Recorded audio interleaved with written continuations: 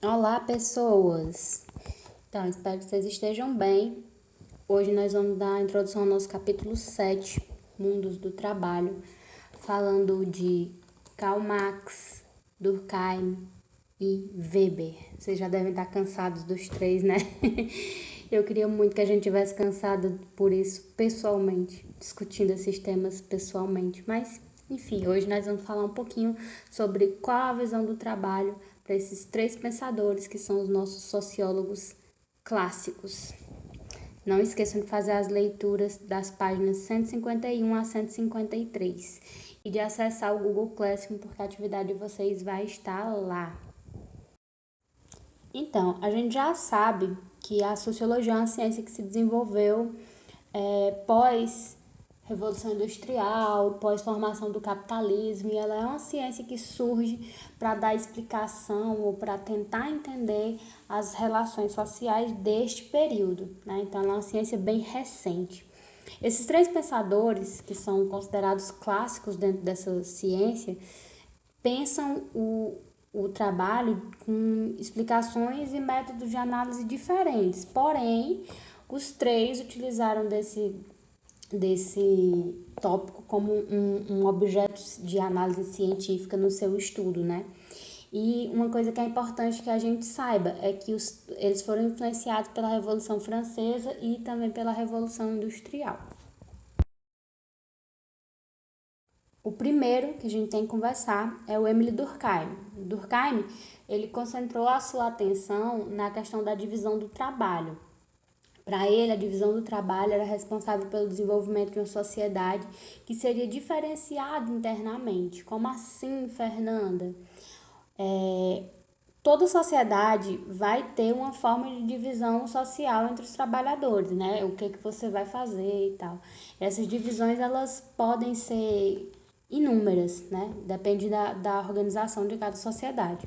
Só que quanto mais divisão social existe, quanto mais divisão do trabalho existe dentro de uma sociedade, mais coesa essa sociedade vai ser do ponto de vista de Durkheim. Ou seja, nós nos tornamos mais dependentes uns dos outros.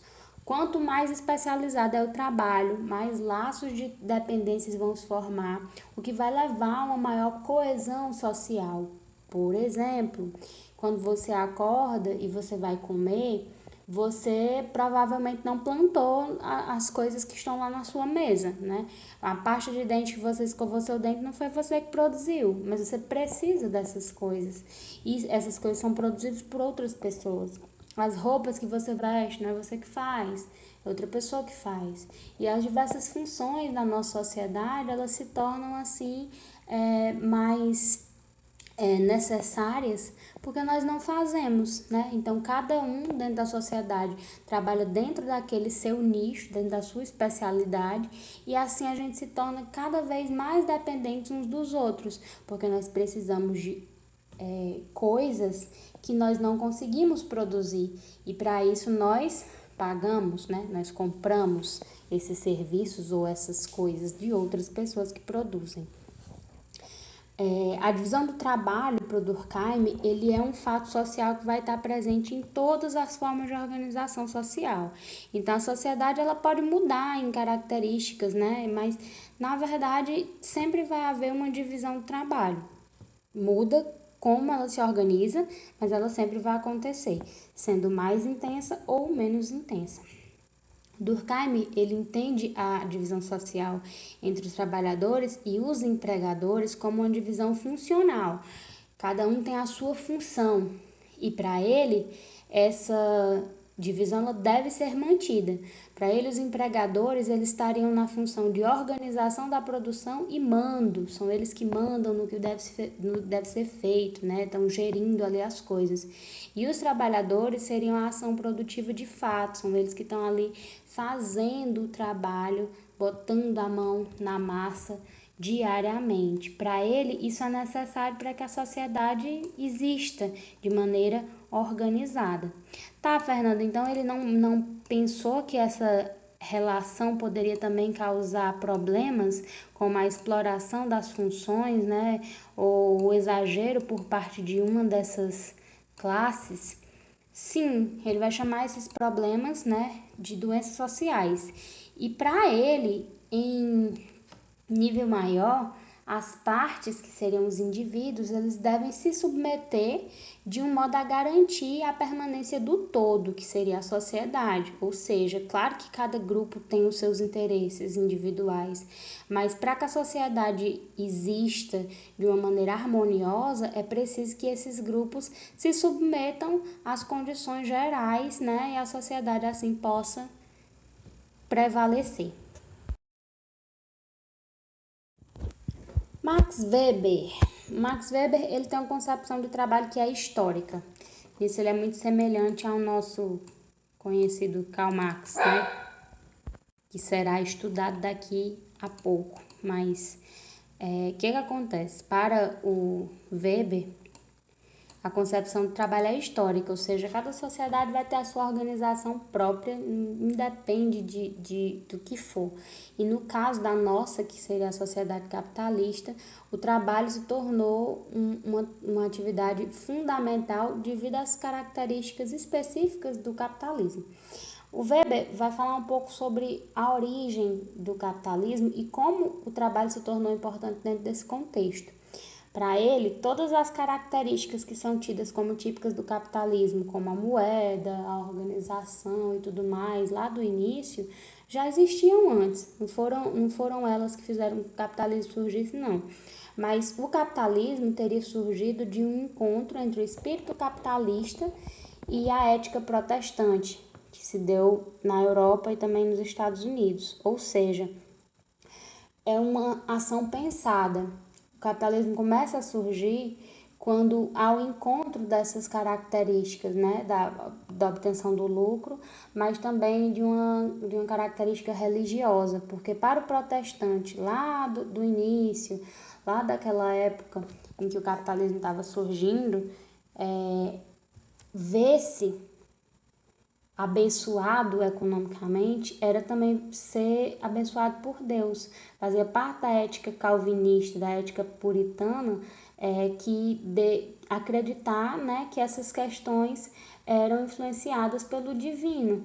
Deus se agradava das pessoas trabalhadoras e por isso ele ia lhe abençoar financeiramente, fazendo com que seus negócios progredissem, né? Então, a formação do capitalismo, ela vai ter uma base religiosa também, né? Uma base de valorização do trabalho.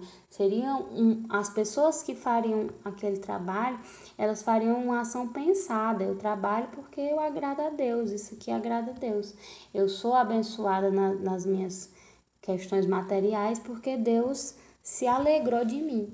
Então, existe essa relação lá na origem entre o espírito do lucro e a ética religiosa. Só que assim, Fernanda, então quer dizer que até hoje o capitalismo é uma coisa pautada na fé, né? Em agradar a Deus, em se sentir realizado espiritualmente? Não, lógico que não. Para o Weber, com o passar do tempo, o sentido formador do capitalismo foi se perdendo e aí começou-se essa busca insana pelo lucro capitalista que, né, superou todos os outros pontos. E realmente, nesse contexto, o trabalho continua sendo ainda muito importante, porque dentro da sociedade capitalista, como é que se produz? A partir do trabalho, né?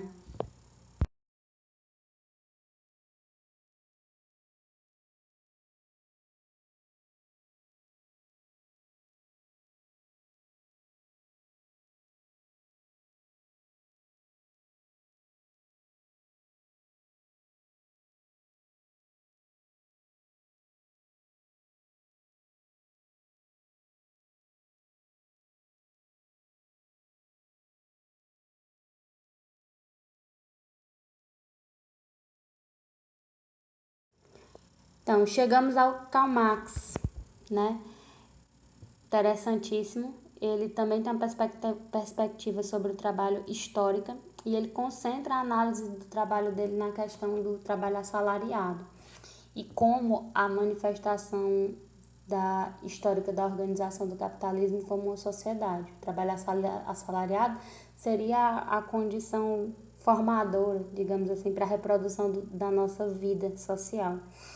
Ele faz uma distinção também entre trabalho geral e trabalho particular em suas formas históricas, ou seja, nem todos os trabalhos são iguais. Mais adiante a gente vai falar um pouquinho sobre isso, questão de trabalho particular e trabalho produtivo e trabalho improdutivo. Mas o Marx, ele analisou principalmente a questão do trabalho assalariado.